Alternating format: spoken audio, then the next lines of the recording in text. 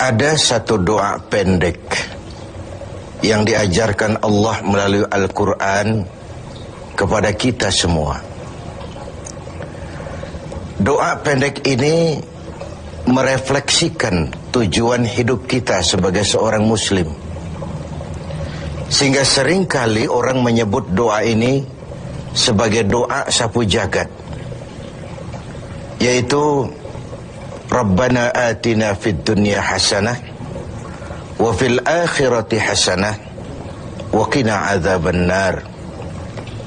Wahai Tuhan kami, berikan kami kebahagiaan di dunia ini, kebahagiaan di akhirat nanti, dan selamatkan kami dari azab neraka. Dunia dan seluruh isinya sesungguhnya merupakan tujuan hidup jangka pendek dari setiap pribadi muslim. Tujuan jangka pendek yang mengantarkan kita untuk meraih tujuan jangka panjang, yaitu akhirat dan ridho Allah Subhanahu wa ta'ala. Untuk kedua tujuan ini, Islam mengajarkan nilai keseimbangan. Bekerjalah buat duniamu seolah kau akan hidup selamanya, tetapi bekerjalah buat akhiratmu seolah kau akan mati besok. Nilai keseimbangan ini kemudian diterjemahkan dalam berbagai aspek kehidupannya. Dalam berbagai aspek kehidupan. Bagaimana si kaya harus membantu yang miskin. Bagaimana si miskin berusaha dan hidup tidak menjadi beban bagi yang lain. Kelihatan nilai keseimbangan itu. Bagaimana si tua menyayangi yang muda, bagaimana yang muda menghormati yang tua. Bagaimana tuan rumah menghormati tamu, bagaimana tamu menjadi orang yang tahu diri. Ini semua merefleksikan adanya nilai keseimbangan. Jadi seakan, Bung, ini dunia. Ambil apa yang perlu, nikmati apa yang boleh. Kalau bisa jangan gagal kau di dunia ini. Tapi kalaupun kau gagal di dunia, kau kan masih punya akhirat. Inilah sumber optimisme kehidupan seorang muslim. Dia tidak boleh gagal kalau bisa di dunia ini, tapi kalaupun gagal, kau masih punya akhirat. Karena kau punya akhirat, caramu mencapai dunia ini diwarnai oleh keyakinan terhadap adanya akhirat nanti.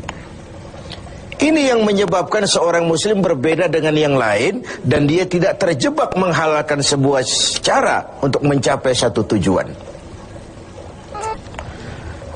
Keyakinan adanya akhirat melahirkan etika dalam kehidupan seorang muslim pada cara bagaimana dia mencapai dunia ini. Dia tidak terjebak menghalalkan cara. Dunia ini tujuan jangka pendek. Ambil apa yang perlu, nikmati apa yang boleh, tapi jangan membuat cacat akhiratmu karenanya. Inilah yang membedakan kita dengan yang lain. Iya sih, saya kepengen kaya, tapi kalau korupsi, akhirat saya bagaimana nanti? Iyalah, saya kepengen naik pangkat, tinggi jabatan, tapi kalau fitnah orang, hantam kiri sikat kanan, teman jadi lawan, lawan pun jadi teman, akhirat saya bagaimana nanti? Ini melahirkan etika pada tata cara mencapai kehidupan dunia, tidak terjebak menghalalkan segala cara untuk mencapai sebuah tujuan. Karena apa? Tidak satu perbuatan dunia yang bagaimanapun kecilnya yang tidak akan berakibat akhirat. Raih duniamu, ambil apa yang perlu, nikmati apa yang boleh, tapi pada sisi lain jaga jangan sampai dia membuat cacat di akhirat nanti. Nah, seorang muslim yang baik tentu yang pandai meraih dua tujuan ini, mencapai fid dunya hasanah wa fil akhirati hasanah. Sementara Rasul pernah mengajarkan, bukan orang yang terbaik dari kamu orang yang hanya mengejar dunia dengan menyia-nyiakan akhiratnya. Seperti juga bukan orang yang terbaik yang mengutamakan akhirat dengan menyia-nyiakan dunianya. Tapi orang yang terbaik man jama'akuma, orang yang pandai mengkombin antara keperluan dunia dan kepentingan akhirat nanti.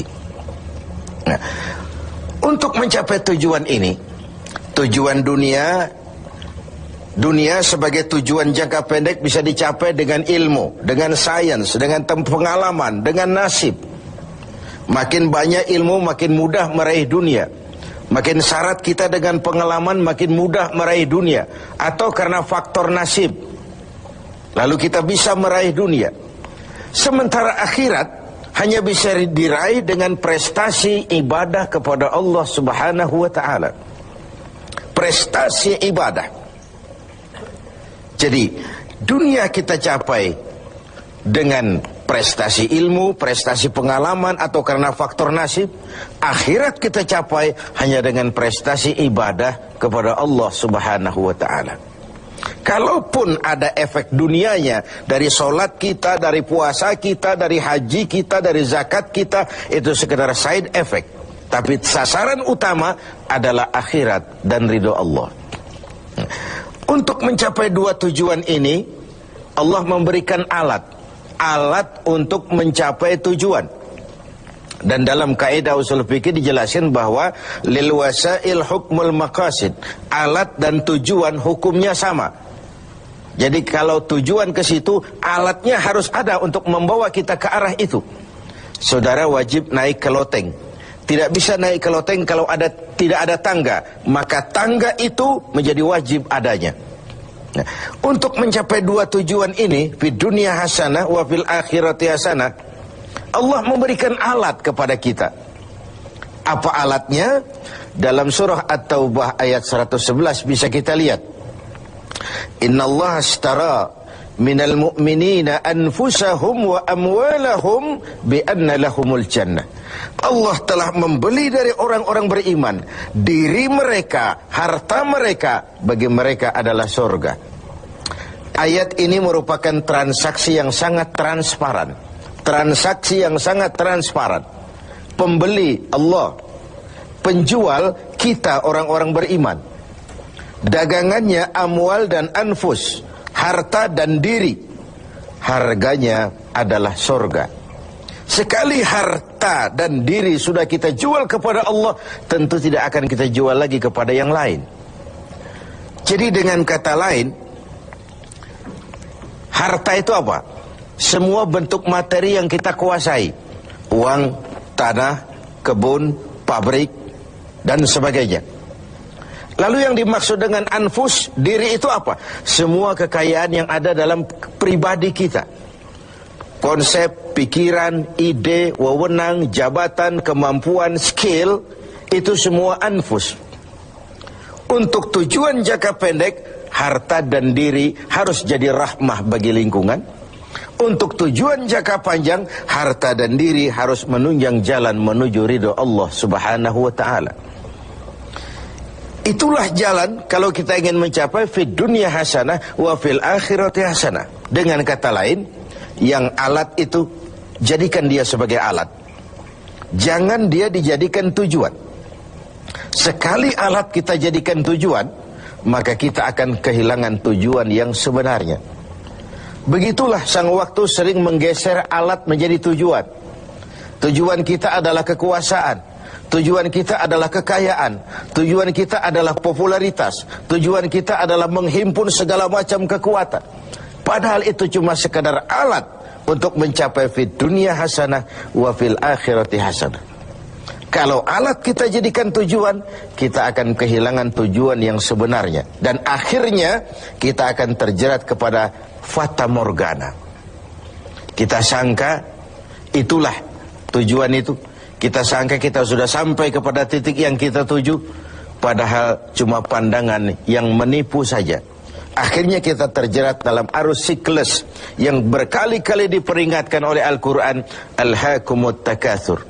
Kamu telah celaka lantaran berlomba-lomba menjadikan alat sebagai tujuan. Berlomba-lomba menjadikan alat sebagai tujuan. Karena itu, gunakanlah alat sebagai alat untuk mencapai tujuan, dan bukan malah alat yang dijadikan tujuan. Berapa banyak pun harta kita miliki, dia cuma alat. Setinggi apapun kedudukan yang kita capai, dia cuma alat. Sebanyak apapun ilmu pengetahuan yang kita kuasai, dia cuma sekedar alat untuk mencapai fid dunia hasanah wa fil akhirati hasanah. Dengan puasa Ramadan kita harapkan menjadi laboratorium rohani yang membina nilai-nilai keseimbangan. Sebab kalau tidak ada nilai keseimbangan, akan pincanglah gaya hidup kita. Tidak mustahil kita terjebak pada materialisme, hedonisme yang pada akhirnya lagi-lagi mengantarkan kita kepada fata morgana. Semoga ibadah puasa makin menyadarkan kita untuk memperalat yang memang alat dan menjadikan tujuan yang memang tujuan untuk mencapai fid dunya hasanah wa fil akhirati